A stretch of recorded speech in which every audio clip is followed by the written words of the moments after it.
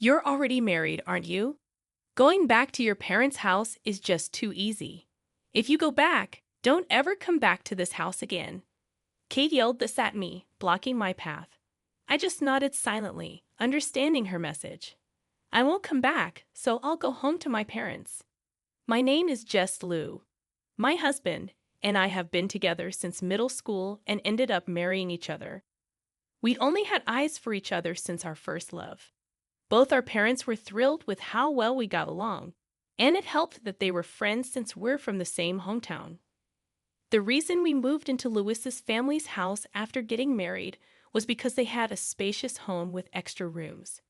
We got married right after college and had been saving money appropriately for our age, but both sets of parents told us it would be fine to live together until we saved up some more money. So we ended up living in Lewis's family home, where a room was waiting for us. Both Louis and I were exhausted from adjusting to our new lives when we started our first jobs. We felt grateful that we could live with his family. My in-laws treated me like their own daughter, and there was absolutely no issue in mine and Louis' married life. That is until Lyra came back home. Lyra is Lou's older sister, 2 years his senior. She had been mean to me ever since I started dating Lou in middle school. She said things like I wasn't good enough for him or that he had poor taste. Louis always defended me and wondered why Lyra would say such things. Lyra worked for a company that required her to relocate, and she moved to the city shortly after starting her job. One of the reasons I agreed to move into Lou's family home was because Lyra wasn't there. Another reason was because if Lyra had still been living there, I would have flat out refused to move in, but fate had other plans. Lyra was reassigned to her hometown. When I shared my concerns with Louis, he said, "Lyra is an adult now. She won't say anything weird." It's true that the times Lyra bullied me were back in high school. After she went to college, she rarely came home, and we stopped running into each other. Even at our wedding, although she didn't speak to me, I remember seeing Lyra crying. It made me think maybe we could get along, but that was a big mistake. After returning home, Lyra acted normally toward me in front of Lou and his parents. I thought maybe she had matured and her edginess was gone. But then one day when I luckily had some time off, I was enjoying a book in our room. Lyra, who also happened to be off that day, walked in without knocking. "Hey, how long are you going to laze around? Could you hurry up and make some food? I'm hungry," Lyra said, wearing a look she'd never show in front of Louis or his parents. Taken aback by Lyra's eyes filled with what seemed like hatred, I put down my book and said, "All right, let's make some food," and headed to the kitchen. Drinking in the middle of the day, Lyra acted as though I should naturally be the one cooking. She'd never act this way when Lou and his parents were around. Feeling deceived, wondering if she'd been hiding her true self all this time, I quickly made lunch. Lyra took one bite, then stood up with her plate. "There's no way I can eat something this terrible, Jessie. Why did you even marry Louis? He really doesn't know how to pick them," she said, glaring at me. Lyra took her plate straight to the trash, throwing away the food I had made right in front of me. "Go buy some alcohol. After eating your awful cooking, it feels like my tongue is rotting." "I want to disinfect it with alcohol, so go get some now," she demanded. I was pretty steamed. But I had planned on going shopping anyway, so I got her some alcohol to spite her. I bought non-alcoholic beer. Lyra was furious. I retorted, "Don't treat me like a minion," which escalated into an argument. Still mad, Lyra retreated to her room. When Louis came home, she instantly switched back to her gentle demeanor, a quick change that sent shivers down my spine. That night, I discussed Lyra with Louis. But for some reason, his attitude was cold lately. Every time he looked at me, his expression was complicated. We used to always share the double bed, but now he's sometimes sleeping on the living room couch.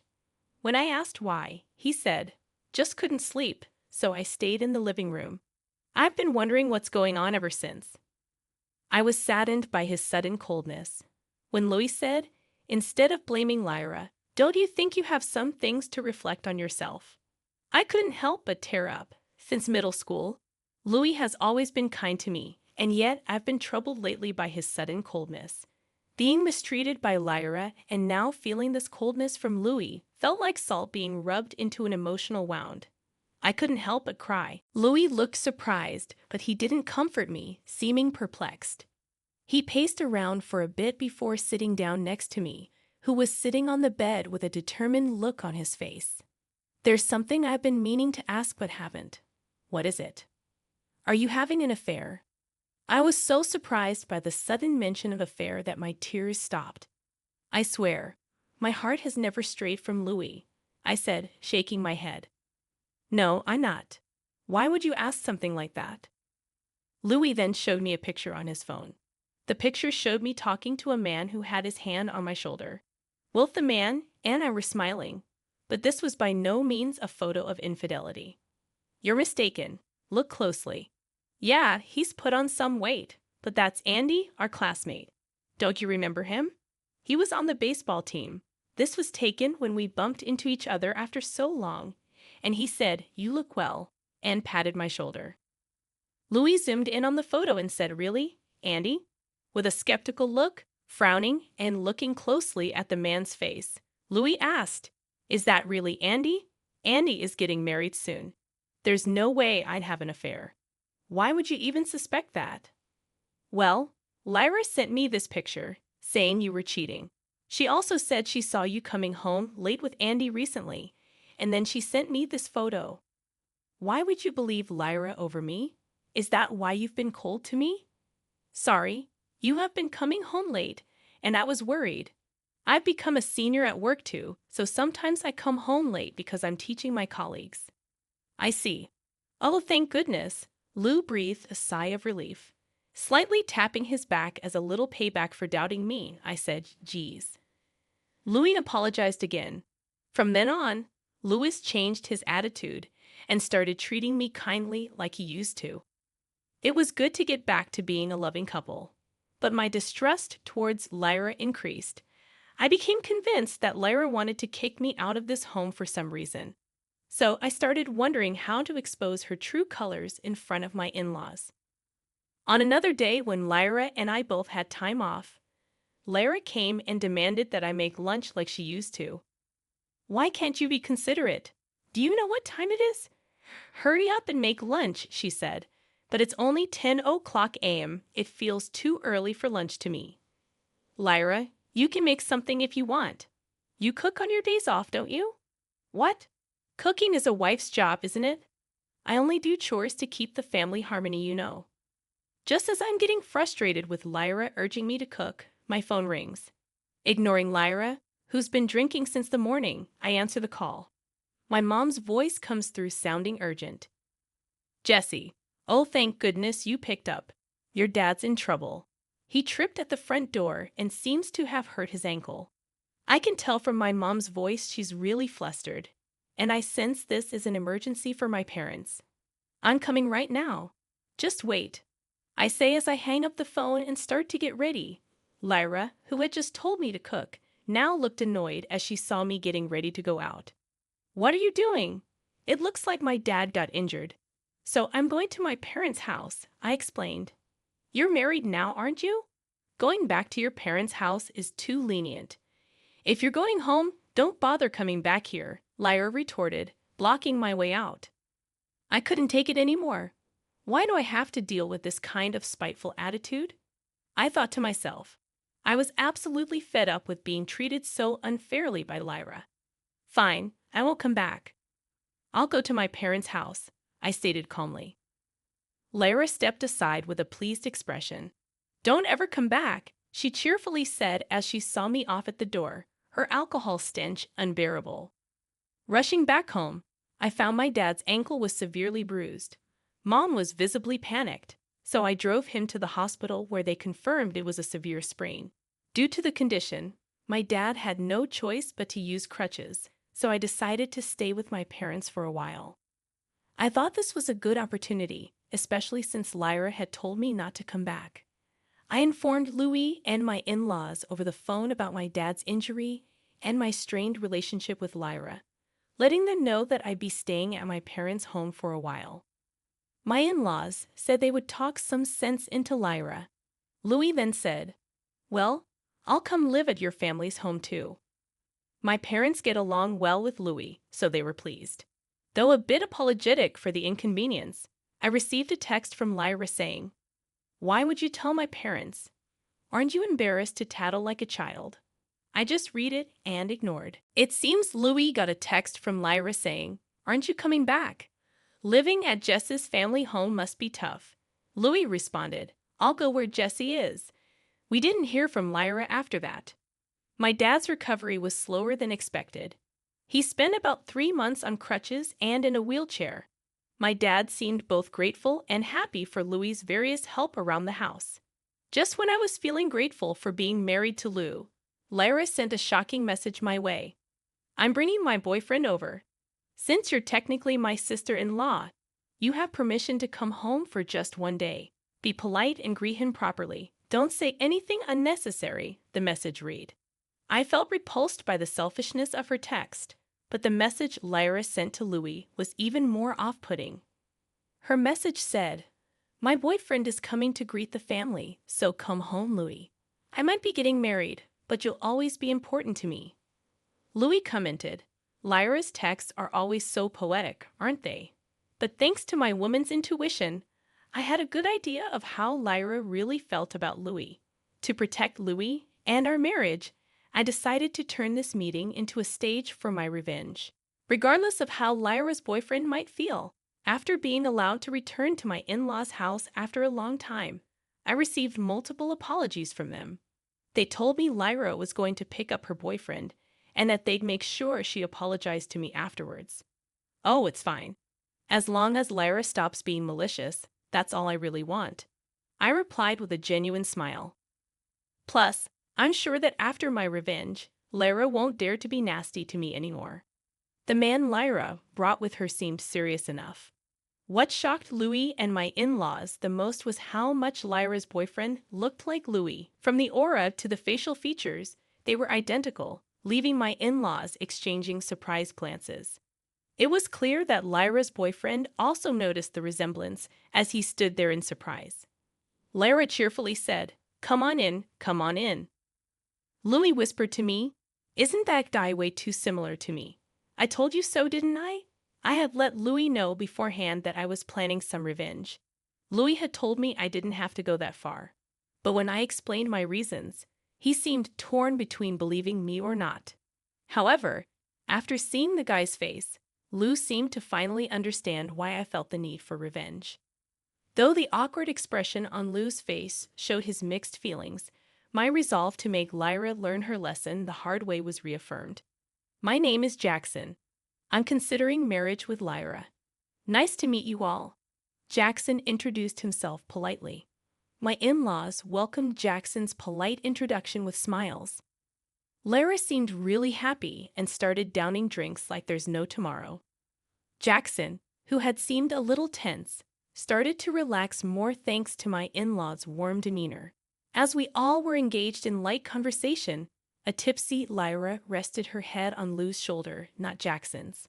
"Ah, this is fun. Louis, you must be feeling lonely, huh, knowing that I'm getting married?" Lyra remarked. "No, not at all. You know, Jackson here looks just like Louis. That's why I thought about getting married," she continued.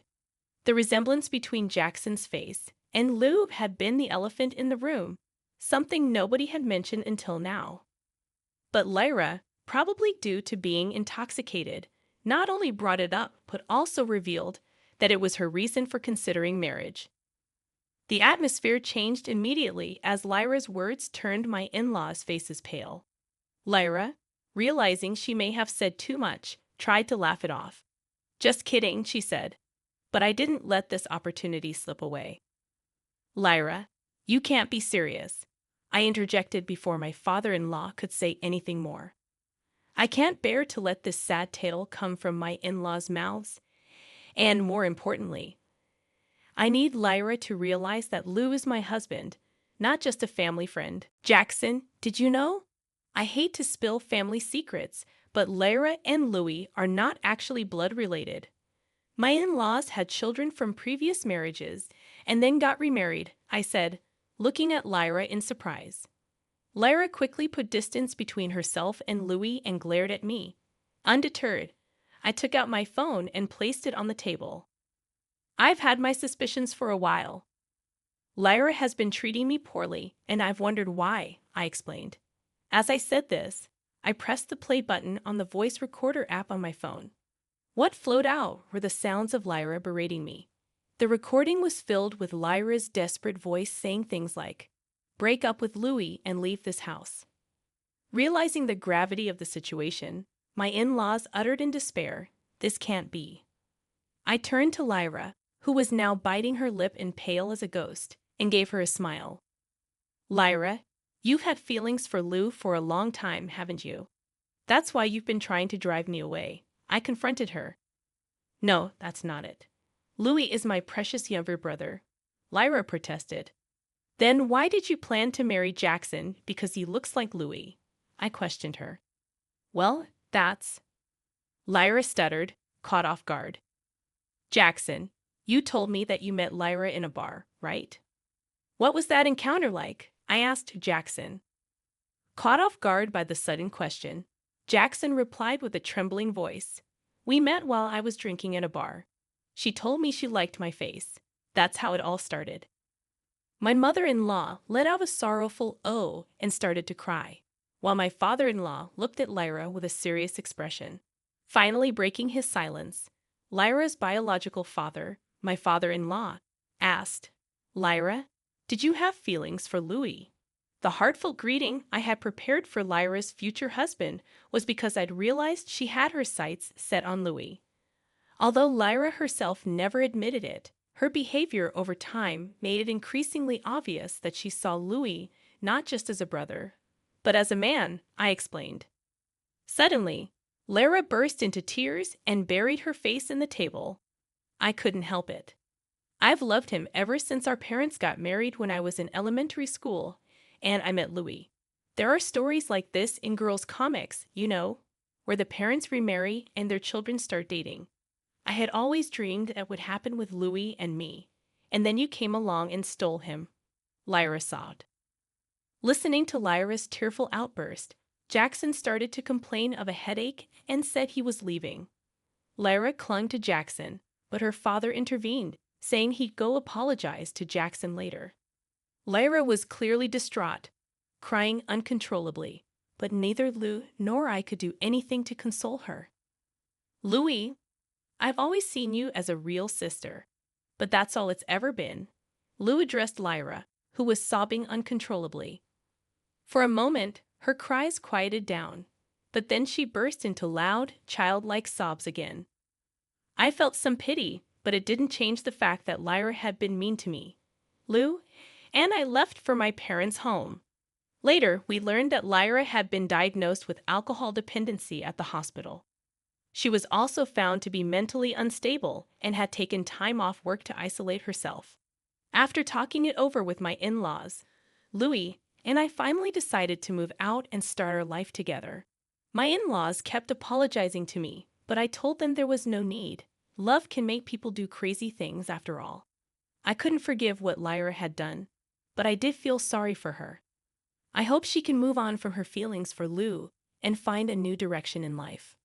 Louis and I got off to a great start living together. We rented a house close to both our parents so we could easily help them if needed. Starting this new chapter brought back the excitement we felt as newlyweds. Lou and I plan to continue being a loving couple and live happily ever after.